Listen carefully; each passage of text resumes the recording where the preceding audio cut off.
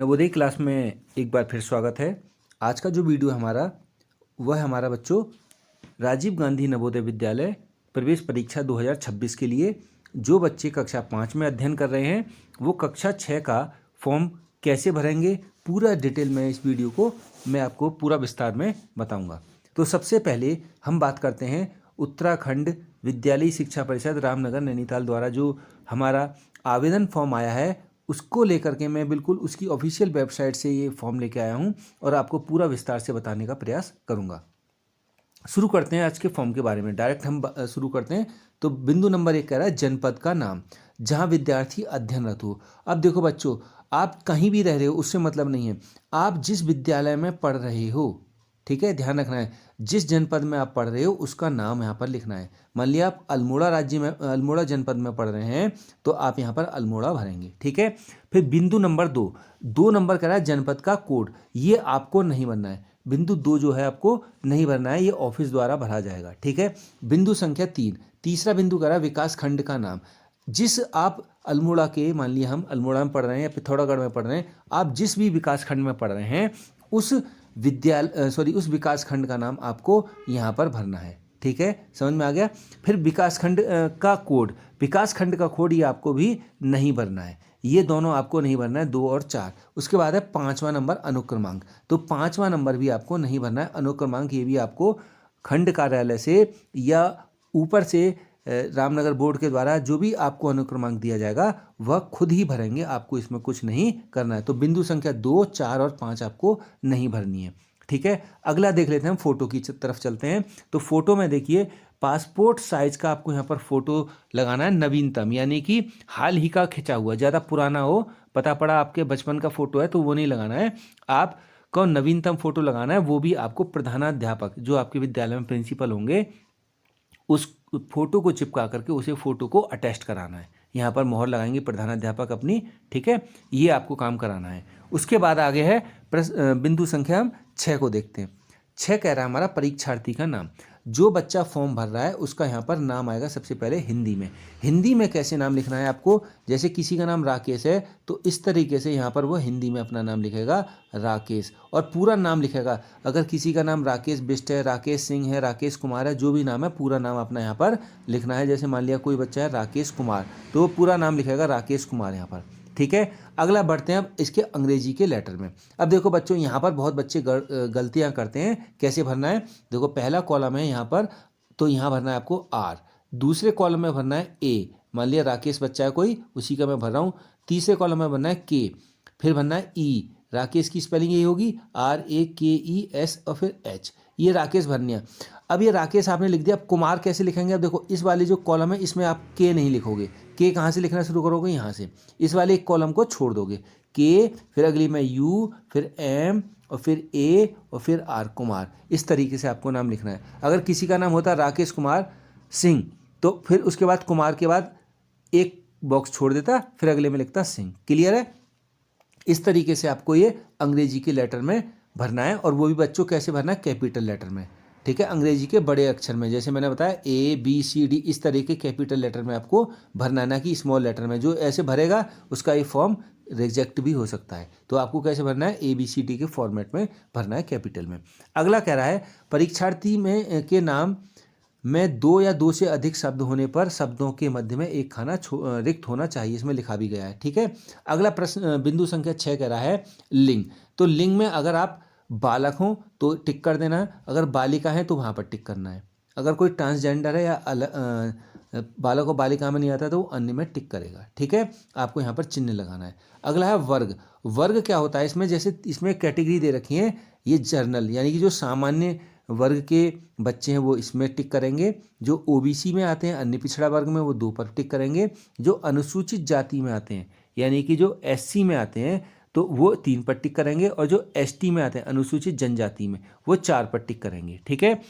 फिर इसके बाद यहाँ पर हस्ताक्षर जो है किसके होने हैं, यहाँ पर संबंधित प्रिंसिपल के आपके सिग्नेचर होने हैं, ठीक है। आप बच्चे अपना सिग्नेचर नहीं करेंगे, यहाँ पर प्रिंसिपल के सिग्नेचर होने हैं। आगे बढ़ते हैं। अब जो बच्चा अगर इसमें सामान्य जाति का है तो कोई दिक्कत नहीं है। अगर ओबीसी, अनुसूचित जाति या अनुसूचित जनजाति का बच्चा है तो वह सक्षम अधिकारी यानी कि आपके जो तहसील से सर्टिफिकेट बनता है या अन्य अधिकारी के द्वारा जो प्रमाण पत्र दिया जाता है कि आप जिस कैटेगरी के हो तो उनको संलग्न भी करना है, इसमें वह प्रमाण पत्र यहाँ पर लगाना भी होगा। ठीक है, अन्यथा की स्थिति में आपको कैटेगरी से, उस कैटेगरी से शायद बाहर भी वो कर सकते हैं। ठीक है, तो इसलिए आपको सामान्य में न गिना जाए, इसीलिए आपको जिस आप कैटेगरी में आते हैं उसका सर्टिफिकेट जरूर लगाएं। उसके बाद है जन्म तिथि। जन्म तिथि आपकी कैसे लिखी जाएगी? देखिए, सबसे पहले जन्म तिथि के बारे में बात कर लेते हैं, फिर आपको बताएंगे। देखो, 1 अप्रैल 2026 को न्यूनतम आयु 9 वर्ष से 13 वर्ष के बीच में होनी चाहिए, यानी कि उस बच्चे का जन्म 1 अप्रैल 2013 से और 31 मार्च 2017 के बीच में होना चाहिए। ध्यान रखना है, कब? 1 अप्रैल 2013 से क्या हो बच्चा वो पैदा हुआ हो। 1 अप्रैल 2013 से शुरू होगी काउंटिंग और कहाँ तक? 31 मार्च 2017 तक। ठीक है, इसके बीच में अगर आप पैदा हुए हैं तो आप फॉर्म भर सकते हैं। अब कैसे भरा जाना है? जैसे मान लिया किसी की जन्म तिथि है 7 जून और 2016, ये उसकी जन्म तिथि है। तो कैसे भरेंगे? इसमें 0, इसमें 7, इसमें 0, इसमें 6, ये 6 क्या है? महीना, जून जो है, और यहाँ 2, 0, 1, 6, इस तरीके से इसमें भरा जाना है। उसके बाद यहाँ पर शब्दों में भी लिखेंगे। कैसे लिखेंगे? मैंने क्या बताया था अभी? मान लिया, अब दूसरी मैं जन्म तिथि बता देता हूँ किसी की। मान लिया 21 जनवरी है, 21 जनवरी 2016, तो 21 इस तरीके से लिखेगा, 21, फिर जनवरी इस तरीके से आपको हिंदी में लिखना है, फिर 2016 इस तरीके से आपको यहाँ पर अपनी जन्मतिथि की शब्दों में अंकना करनी है, लिखना है। ठीक है, आगे बढ़ते हैं। पिता का नाम, यहाँ अपना हिंदी के में पिता का नाम लिख देंगे, यहाँ माता का नाम लिख देंगे। श्रीमती लगा है, इसे लगाने की जरूरत नहीं है। पत्र व्यवहार, अब देखो पत्र व्यवहार और स्थायी पता दोनों में अंतर होता है बच्चों, कई बच्चे इसे नहीं जानते होंगे। अब मान लिया आपका जन्म तो हुआ है जहाँ आपके दादा दादी या पापा मम्मी रहते हैं, वो आपका पैतृक मकान है, यानी कि मान लिया आप बागेश्वर में रहते हैं। ठीक है, बागेश्वर में आपका पक्का मकान है, वहाँ पर आपकी ज़मीन है, आपके दादाजी रहते हैं, वहाँ आपका स्थायी निवास है। और आप पढ़ाई के लिए मान लिया पिथौरागढ़ चले गए, तो पत्र व्यवहार का पता तो पिथौरागढ़ का आएगा और स्थायी पता आपका बागेश्वर का आएगा। क्लियर है? तो उसमें घबराने की ज़रूरत नहीं है। जहाँ पर आप रह रहे हैं वहाँ पर आप पत्र व्यवहार डालेंगे, जहाँ का आपका डोमिसाइल यानी कि स्थायी निवास प्रमाण पत्र बना है वहाँ पर आप स्थायी निवास वहाँ पर लिखेंगे। मोस्टली ज़्यादातर जो छोटे बच्चे होते हैं उनका स्थायी पता और पत्र व्यवहार का पता एक ही रहता है। अगर इसमें कन्फ्यूजन हो तो आप जहाँ के मूल निवासी हैं वहाँ का पता यहाँ आएगा, और जहाँ आप रह रहे हैं वर्तमान में वहाँ का पता यहाँ पत्र व्यवहार में आप भरेंगे। आगे बढ़ते हैं। मोबाइल नंबर, देखिए दोनों में मोबाइल नंबर आप ज़रूर डालें ताकि आपके फॉर्म में या किसी में कोई परेशानी हो तो आपको तुरंत सूचित किया जाए। उसके बाद पहचान चिन्ह। पहचान चिन्ह क्या होती है बच्चों? मान लिया आपके गाल के ऊपर तिल का निशान है तो आप लिखेंगे गाल पर तिल का निशान। ठीक है, और पहचान चिन्ह ऐसी जगह का लिखें ताकि आपको आइडेंटिफाई कोई आसानी से कर सके, जैसे चेहरे पर है, हाथ पर है। ठीक है, कहीं ऐसा नहीं हो कि ऐसी जगह हो आपको दिखाने में भी दिक्कत हो। ठीक है, कमीज के अंदर हो, ऐसी जगह नहीं दिखाना आपको। मान लिया चेहरे पर है, हाथ पर है, पैर पर है, कटे का कहीं जले का निशान है, वो साफ दिख रहा है तो आप यहाँ पर लिख सकते हैं कि मेरे जो है गाल पर तिल का निशान है, तो यहाँ पर आप इसे लिख देंगे। ठीक है, आगे करा दिव्यांगता। अगर आपको किसी को कोई बच्चा शारीरिक रूप से अक्षम है तो यहाँ पर वो यस करेगा, और नहीं है तो मोस्टली ज़्यादातर बच्चे नहीं पर यहाँ टिक करेंगे। ठीक है, जो बच्चे हैं तो वहाँ लिख देंगे, और यहाँ दिव्यांगता का प्रकार और कितनी प्रतिशत उनको दिव्यांगता है। साथ ही साथ वह मुख्य चिकित्सा अधिकारी द्वारा निर्गत एक प्रमाण पत्र होता है, उसको भी इसमें संलग्न जरूर करेंगे ताकि आप मालूम पड़ सके कि वह बच्चा दिव्यांग है। आगे बढ़ते हैं। 15वां बिंदु है आपका विद्यालय का नाम, जहाँ पर विद्यार्थी कक्षा 5 में अध्ययनरत है। तो जहाँ पर आप अध्ययनरत हैं उस विद्यालय का नाम और उस विकासखंड का नाम और साथ ही उस जनपद का नाम यहाँ पर लिखेंगे। क्लियर है? अगला है आपका वर्तमान विद्यालय का प्रकार। जहाँ पर आप अभी वर्तमान में पढ़ रहे हैं वह गवर्नमेंट वाला है तो राजकीय प्राथमिक विद्यालय, और अगर सवित्तीय मान्यता प्राप्त है या वित्त विहीन मान्यता प्राप्त है तो आपको 2 या 3 पर टिक करना है। मोस्टली बच्चे हमारे राजकीय प्राथमिक विद्यालय में होंगे तो यहाँ पर 1 पर टिक कर देंगे। आगे लिखा है आपका क्या राज्य उत्तराखंड राज्य के मूल स्थायी निवासी हैं? अगर आप हैं तो हाँ, और नहीं है तो इस पर क्या करेंगे, इसे छोड़ देना है आपको, नहीं वाले के लिए छोड़ देना है। अगर हाँ है तो इस पर टिक हो जाएगा, और अगर आपके पास नहीं है स्थायी निवास तो आप इस पर नहीं पर टिक कर देंगे। ठीक है, तो मोस्टली के पास होगा तो आप हाँ पर टिक कर देंगे। आगे है अगला, और जिसके पास नहीं है तो वो बनवा भी ले, ताकि ये भविष्य में आपके काम आने वाला है। अगला है हमारा 18वां बिंदु, इसको ज़रा ध्यान से करना है, और इसमें आप प्रधानाध्यापक की ज़रूर मदद लें, ताकि आपका जो फॉर्म है वो भली भांति ठीक प्रकार से भरा जाए। कई बच्चे इसे मिस्टेक कर देते हैं, तो प्रधानाध्यापक की आप स्कूल से मदद ले लेंगे कि हम कक्षा 4 में कब हमने प्रवेश लिया था और कब हम पास आउट हुए। इसी प्रकार 3 में कब हमने प्रवेश लिया था और 3 में हम कब पास आउट हुए। ठीक है, तो ये आप प्रधानाध्यापक की ज़रूर मदद लें इसमें। तो इसमें लिखा है, देखो बच्चों, प्रवेश होने की माह और वर्ष, तो कब आपने प्रवेश लिया, फिर उत्तीर्ण होने का माह और वर्ष, फिर उसके बाद विद्यालय का नाम, फिर क्या विद्यालय मान्यता प्राप्त है, उसमें हाँ या नहीं लिखेंगे। तो राजकीय प्राथमिक विद्यालय सभी मान्यता प्राप्त हैं, तो इसमें हाँ लिखेंगे आप। उसके बाद गांव अथवा शहर का नाम जहां विद्यालय स्थित है, आपका विद्यालय जिस गांव या शहर में स्थित है उसका यहाँ पर नाम लिख देना है। उसके बाद विकास खंड या नगर क्षेत्र का नाम, जिस आप विकास खंड में पढ़ रहे हैं वहाँ पर उसका नाम लिख देना है। फिर जनपद का नाम लिख देना है। और विद्यालय की श्रेणी, ये बहुत इंपॉर्टेंट है, विद्यालय की श्रेणी आपकी ग्रामीण है या शहरी। ठीक है, ये आप भली भांति उसको आइडेंटिफाई करा लेंगे, तब जाके इसमें भरेंगे कि मेरा ग्रामीण क्षेत्र में स्कूल आता है या शहरी क्षेत्र में। ठीक है, तो ये आप इनमें जो आप 5 में भरोगे वही, बस केवल इसमें 2 कॉलम इसमें थोड़ा ध्यान से भरेंगे ये वाले, बाकी इसमें बाकी सब में सेम आएगा आपका। ठीक है, इसमें कोई परिवर्तन नहीं है। हाँ, जिस बच्चे ने स्कूल बदला है अपना, मान लिया 3 में वो दूसरे विद्यालय में पढ़ रहा था, चौथे में कहीं दूसरे विद्यालय में आ गया, तो उसको थोड़ा यहाँ ध्यान से भरने की ज़रूरत है। अगर आप एक ही विद्यालय में पढ़ रहे हैं, एक ही विद्यालय में पढ़ते हुए आ रहे हैं, 3 भी आपने वहीं से पढ़ा, 4 भी, 5 भी, तो आपको कोई इसमें परिवर्तन करने की ज़रूरत नहीं है। आगे बढ़ते हैं बिंदु संख्या 19।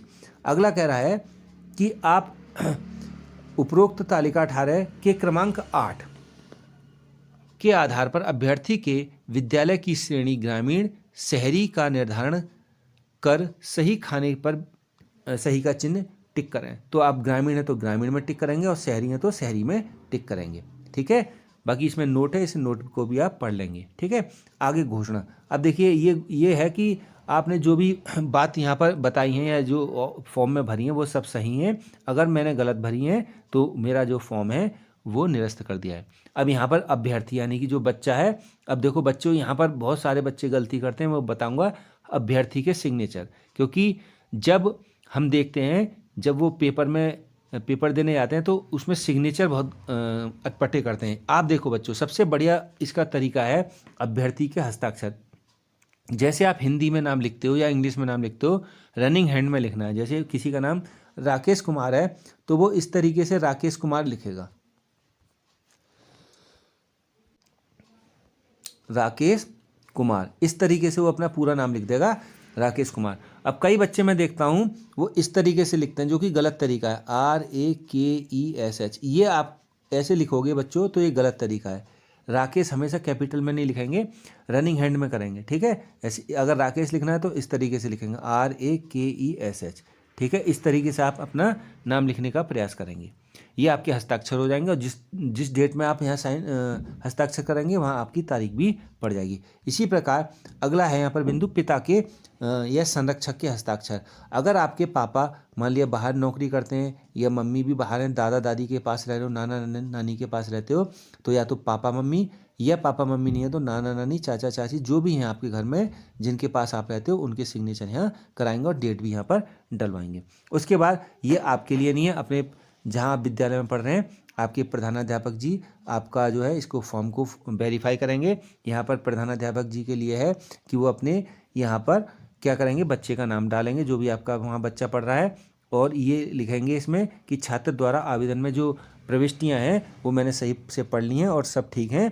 ठीक है, और इनको मेरे अभिलेख के अनुसार इनको मैं सत्यापित कर रहा हूँ। तो यहाँ प्रधानाध्यापक जी हमारे क्या काम करेंगे, यहाँ पर अपना नाम लिखेंगे और यहाँ पर एक संस्था की मोहर लगा देंगे, उसमें सिग्नेचर डेट वाइज कर देंगे, और इसको जो हमारे खंड शिक्षा अधिकारी महोदय द्वारा इसको क्या किया जाएगा, प्रतिस्ताक्षित किया जाएगा। ठीक है, उसके बाद ये बहुत महत्वपूर्ण है, कई बच्चे से छोड़ देते हैं जबकि ये भरा जाना चाहिए, नहीं तो आपकी जो है इसमें जो है प्रवेश पत्र में थोड़ी दिक्कत हो सकती है, क्योंकि इसमें कई चीज़ें फिर वहाँ से प्रवेश पत्र में भरी हुई नहीं आती हैं। तो आपकी सरलता के लिए यहाँ पर आप जनपद का नाम भर देंगे, इसको कोड को छोड़ देंगे, अनुक्रमांक को भी आप छोड़ देंगे और कोड को, इसको विकासखंड के कोड को भी छोड़ देंगे। यहाँ विकासखंड का नाम लिख देंगे। यहाँ अभ्यर्थी अपना नाम लिख देंगे, जो बच्चा फॉर्म भर रहा है अपना नाम भर देगा। यहाँ अपने पिता का नाम, यहाँ अपनी माता का नाम। यहाँ पर जन्मतिथि अंकों में जैसे किसी की 4/5/2000 जो भी है यहाँ पर भर देगा, यहाँ शब्दों में भर देगा। इस तरीके से 4 मई 2000 जो भी उसकी जन्मतिथि होगी वो इस हिसाब से भर देगा। लिंग में बालक है तो बालक, बालिका है तो बालिका। ठीक है। यहाँ पर कैटेगरी में जनरल है, ओबीसी है, एससी है, एसटी है, जो भी है यहाँ पर अपनी कैटेगरी भरेगा। विद्यालय का क्षेत्र जरूर भरें, ग्रामीण है या शहरी, यहाँ पर लिख देंगे। दिव्यांगता का प्रकार, ज़्यादातर बच्चे हमारे नहीं वाले होंगे तो यहाँ नहीं भर देंगे। और फिर अगला है हमारा विद्यालय का नाम, जनपद सहित, तो जो बच्चे का यहाँ पर विद्यालय का नाम है और उसके बाद जिले का नाम जरूर भरें। ठीक है। उसके बाद इस कॉलम को अब जो है खंड शिक्षा अधिकारी द्वारा, उप शिक्षा अधिकारी द्वारा, कार्यालय के द्वारा यहाँ भरा जाना है। ठीक है। इसमें आपको कुछ नहीं करना है। आगे कह रहा है ये कि 15 मार्च को इसको जो है हमारी तिथि जो है पेपर की होनी है, जो कि संडे को हमारा होगा, और टाइमिंग इसमें 11 बजे से 1 बजे तक है। और यहाँ पर आपको साइन नहीं करने हैं। क्यों नहीं करने? यहाँ लिखा भी है परीक्षा काल के समय में, यहाँ पर जब आपकी पेपर होगा उस समय यहाँ पर आपके साइन होंगे। यहाँ आपके कक्ष निरीक्षक जो आपकी ड्यूटी ले रहा होगा वो यहाँ पर सिग्नेचर करेंगे। ठीक है। तो इसमें आपको कुछ नहीं करना है, बस आपको इसमें डिटेल केवल ये भरनी है जो ऊपर की मैंने आपको मोटी मोटी बताई हैं। आई होप आपको ये समझ में आ गया होगा पूरा फॉर्म भरने का तरीका। तो आप इसी तरीके से इस फॉर्म को भरें और तैयारी के लिए आप इसकी अभी से जुड़ जाएं और @नवोदय की क्लास यूट्यूब पर जाकर सर्च करें, ताकि आने वाली वीडियो आपको तुरंत देखने को मिल सके। और इसमें डेली हम आपको कुछ ना कुछ मैटर ज़रूर भेजते हैं। तो थैंक यू फॉर वॉचिंग। अपने दोस्तों को शेयर करें जो नवोदय की तैयारी कर रहे हैं या करने वाले बच्चे हैं, उनको ज़रूर शेयर करें ताकि आने वाली वीडियो उन बच्चों को भी तुरंत मिल सके। धन्यवाद।